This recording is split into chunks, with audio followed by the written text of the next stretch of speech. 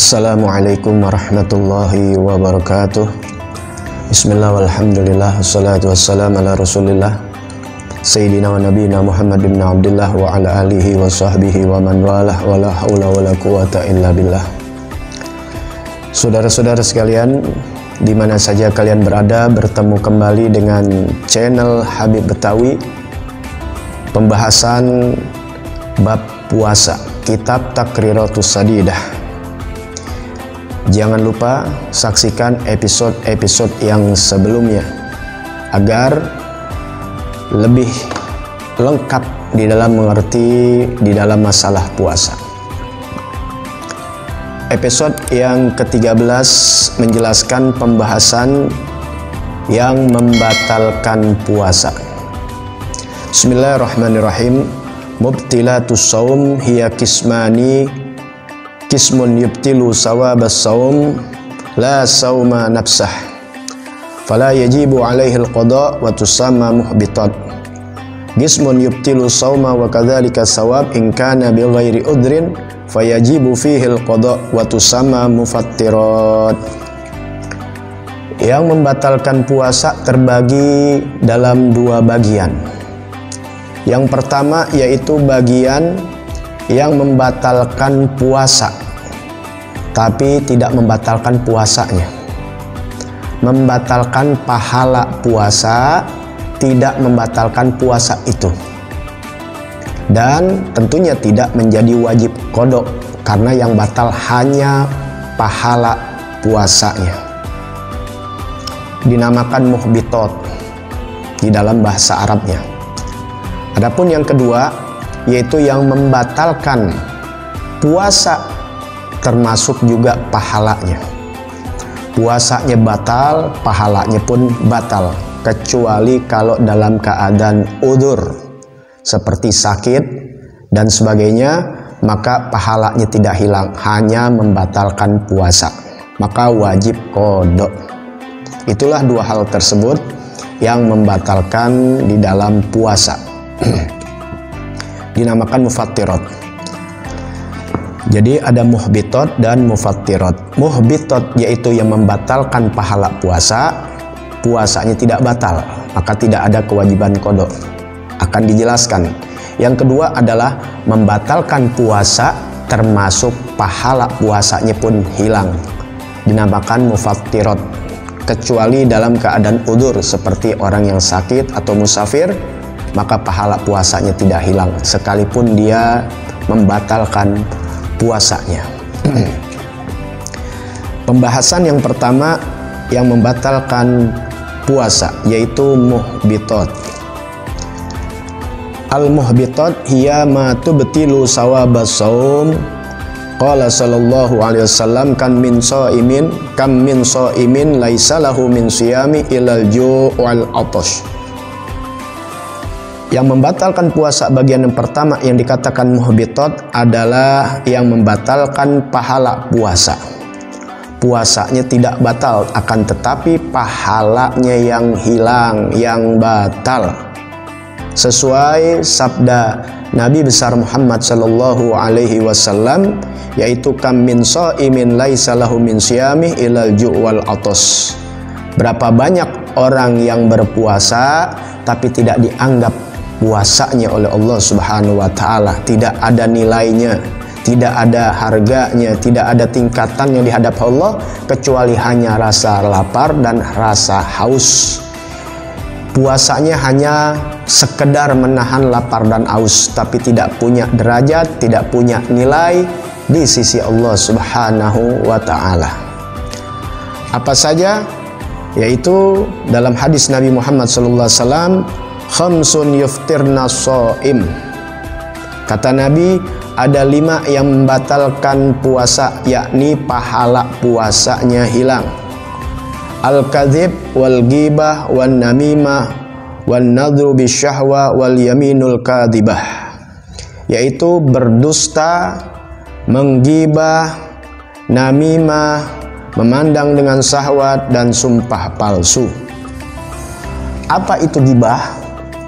Kita akan bahas ya, yang sesuai dengan hadis-hadis Nabi Muhammad SAW, 5 golongan yang tidak dapat pahala puasa, hilang gugur pahala puasanya. Khamsun yuftirna shaim, yaitu yang pertama al-kadzib, dusta. Apa dusta? Wal ikhbar bi ghairil waqi, yaitu mengabarkan sesuatu yang tidak terjadi. Zaman sekarang dikatakan hoax. Nah, orang yang hoax atau hoax itu di dalam bulan puasa hilang pahala puasanya. Dia hanya sekedar puasa, menahan lapar dan haus, tidak mengangkat derajatnya, tidak menjadi dekat kepada Allah, bahkan yang ada dosa-dosanya tidak diampuni oleh Allah SWT. Karena di dalam bulan puasa orang yang berpuasa digugurkan dosanya, tapi orang ini tersebut tidak digugurkan dosanya karena puasanya tidak dianggap oleh Allah Ta'ala, hanya sekedar lapar dan haus. Dusta, berbohong, ini satu penyakit yang susah hilangnya. Silahkan lihat di konten saya yang sebelumnya, 4 penyakit yang susah hilangnya. Apabila sembuh maka kembalinya mudah, yaitu diantaranya berdusta. Kalau orang sudah berdusta, berbohong, ngibul, dan dia akan terus berdusta, enak sekali, 2 kali, dan seterusnya. Itulah penyakit yang harus hilang dari tubuh seorang yang mengaku muslim, orang yang beriman kepada Allah, yang menjalankan syariat Nabi besar Muhammad SAW. Maka jaga jangan sampai berdusta di waktu bulan puasa, yang insya Allah pelatihan di bulan Ramadan ini akan menjadikan kesuksesan. Setelah bulan Ramadan akan hilang dari penyakit-penyakit hati, penyakit dari penyakit mulut, yaitu seperti dusta. Yang kedua, al-ghibah. Ghibah apa? Dzikru akhakal muslim bima yakrah walau kunta shadiqan, yaitu menyebutkan saudaramu yang muslim, yang kalau orang muslim itu yang diceritakan dengar, dia tidak senang, tidak suka, benci, walau kana shadiqan, walaupun kabar itu benar. Nah, berapa banyak di media sosial mudahnya kita menggibah, menggunjing aib orang lain. Sekalipun yang kita gunjing, yang kita ceritakan aib itu memang benar terjadi. Perlu diingat, ada gibah yang dibolehkan, yaitu apabila orang yang digibahkan ini adalah membuat mudarat kepada orang-orang, apalagi masyarakat banyak. Seperti misalnya orang suka membohongi, suka menceritakan, suka mencelakakan orang lain, berbuat aniaya kepada orang lain, maka wajib kita kabarkan, kita gibahkan, kita ceritakan kepada orang lain agar orang tersebut selamat dari kejahatannya. Itu yang dibolehkan. Adapun kalau aib pribadi, dia tidak mencederakan orang lain, tidak mencelakakan orang lain, tidak berakibat efek fatal kepada masyarakat, untuk apa diceritakan? Kita semua pun masing-masing punya aib kepada Allah Subhanahu wa Ta'ala, tapi Allah As-Satir yang menutup kita punya aib, punya cacat. Oleh karena itu, tahan, jangan suka gibah, menggunjing, apalagi urusan persoalan rumah tangga orang dan sebagainya. Yang keempat, yaitu yang ketiga, yaitu an-namimah. Apa namimah? Naqlul kalam biqasdi iqa'il fitnah, yaitu memindahkan perkataan dengan tujuan mengobarkan fitnah. Nah, ini bagian-bagian orang yang suka membuli, membuzzer dan sebagainya.